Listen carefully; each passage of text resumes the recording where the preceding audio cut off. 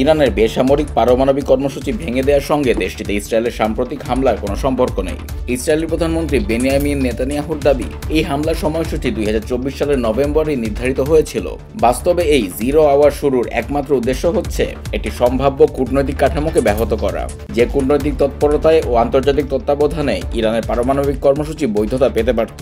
মধ্যপ্রাচ্য বিষয়ক সংবাদ মাধ্যম মিডল ইস্ট মনিটর এক সংবাদ বিশ্লেষণে এমনটি বলেছে।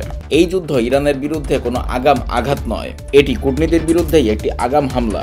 ইরানের সঙ্গে আলোচনা চলার সময় এ সম্পর্কে অগ্রগতির ব্যাপারে ইসরায়েলি কর্মকর্তাদের অবহিত করেছে ট্রাম্প প্রশাসন। এই বিশেষ সুবিধা ইসরায়েলকে সুযোগ দিয়েছে কৌশলগতভাবে হামলার সময় নির্ধারণ করতে এবং গুরুত্বপূর্ণ মুহূর্তে কূটনৈতিক প্রচেষ্টাকে ব্যাহত করতে।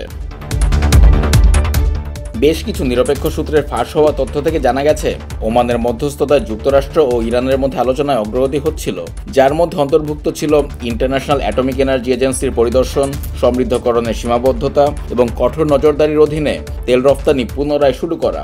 আর এ ধরনের একটি চুক্তি ইসরায়েলের বহু দশকে সেই নীতিকে অকার্যকর করে দিত, যেখানে তারা দাবি করে শুধু জবরদস্তির মাধ্যমে ইরানকে বিচ্ছিন্ন করে রাখা সম্ভব।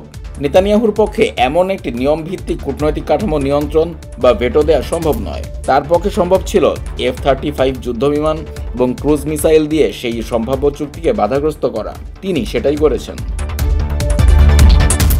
এই যুদ্ধ আরও একটি বৃহত্তর ইসরায়েলি কৌশলের অংশ, মধ্যপ্রাচ্যে পারমাণবিক প্রযুক্তির একচেটিয়া অধিকার বজায় রাখা। এটি নিছক কোনো প্রতিরক্ষামূলক পদক্ষেপ নয়, বরং দীর্ঘদিন ধরে ইসরায়েলের লক্ষ্য ছিল যে কোনো আঞ্চলিক শক্তিকে পারমাণবিক সক্ষমতা অর্জনের জন্য প্রয়োজনীয় অবকাঠামো এবং সেই জ্ঞান অর্জন থেকে বঞ্চিত রাখা। ইরানে প্রথম বিস্ফোরণের কয়েক ঘন্টা পরে মার্কিন কর্মকর্তারা গম্ভীর মুখে ঘোষণা করেন আমেরিকা তাতে অংশ নেয়নি, কিন্তু এই অস্বীকৃতি ছিল কৌশলগত, তা নীতিগত নয়। আনুষ্ঠানিকভাবে নিরপেক্ষ থেকে ট্রাম্প প্রশাসন আশা করেছিল তার আলোচনার টেবিলে একটি আসন ধরে রাখতে পারবে এবং ইসরায়েলের হামলাকে চাপে পরিণত করা যাবে। এই হামলাকে চমৎকার বলা, ইরানকে হুঁশিয়ারি দেয়া এবং একই সঙ্গে তেহরানকে চুক্তির জন্য আহ্বান জানানো ডোনাল্ড ট্রাম্পের দ্বৈত বক্তব্য গোটা পরিকল্পনাটি স্পষ্ট করে তুলেছে।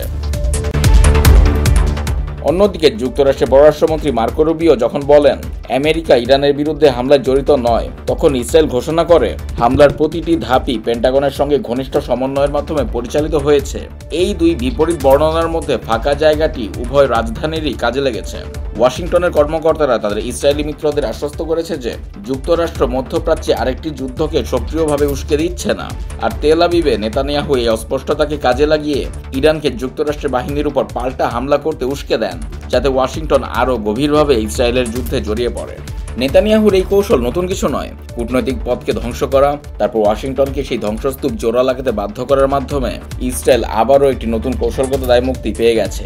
পরবর্তী দিনগুলোতে যুক্তরাষ্ট্রের অবস্থানই নির্ধারণ করবে এই সংঘাতের পরিণতি। যদি উপসাগরে থাকা মার্কিন ডেস্ট্রয়ার কিংবা আঞ্চলিক ক্ষেপণাস্ত্র প্রতিরক্ষা ব্যবস্থা ইরান ক্ষেপণাস্ত্র বা ড্রোন ধ্বংস করতে সক্রিয় হয়, তাহলে যুক্তরাষ্ট্র আর শুধু একজন পর্যবেক্ষক থাকবে না, বরং সরাসরি পক্ষ হয়েই কাজ করবে। তাছাড়া এই ধরনের তথাকথিত প্রতিরক্ষামূলক পদক্ষেপ দ্রুতই নিয়ন্ত্রণের বাইরে চলে যায়।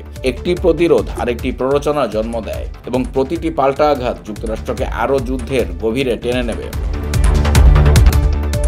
দিনের শেষে কতগুলো সেন্ট্রিফিউজ ধ্বংস করলেন কিংবা কতজন ইরানি বিজ্ঞানীকে হত্যা করলেন তা দিয়ে নেতানিয়াহুর সাফল্য পরিমাপ করা যাবে না, বরং তিনি মধ্যপ্রাচ্যে ইসরায়েলের বানানো আরেকটি যুদ্ধের ফাঁদে আমেরিকাকে কতটা ফেলতে পারলেন, যার খেসারত দিতে হবে আমেরিকানদের কৌশলগতভাবে, আর্থিকভাবে, জীবন দিয়ে এবং নৈতিকভাবে। সেটা দিয়ে নির্ধারিত হবে নেতানিয়াহুর সাফল্য।